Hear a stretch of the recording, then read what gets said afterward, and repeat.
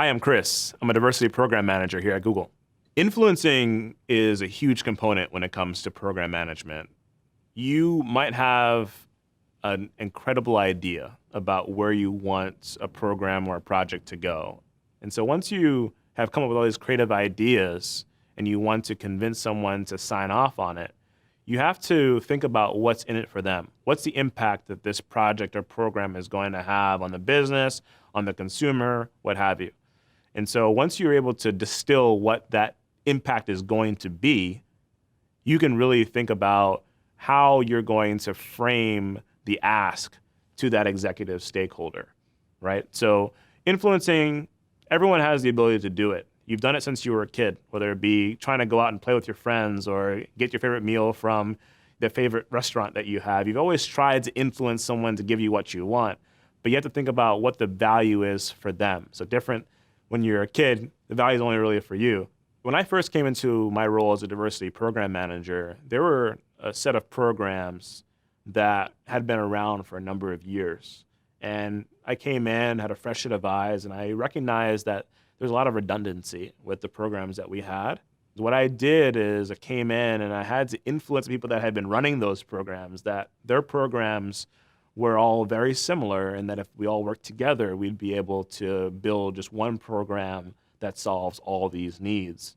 Now, that took some time, right? I had to show examples of why I think this singular program could impact the target population the same way. I had to show how each person would have a role in this new found program, right? I couldn't just say like all of your programs need to stop.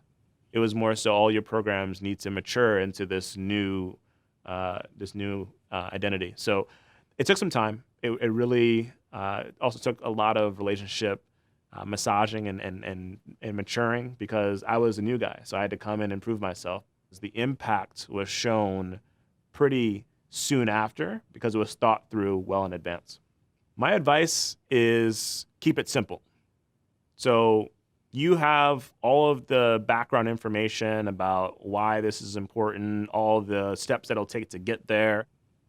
But the person who you're trying to influence just needs to know when you're going to get there and basic information on how you're going to get there. And so don't try to bring them into the weeds with you. Keep them at a point that makes sense for the audience that you're in. So if you're talking to a researcher, they might want to know the data points. If they're talking to the marketing team, they want to probably know the more splashy, high-level elements and the target demographics, right? So keep in mind your audience, but keep it simple. Influencing doesn't need to be a chore.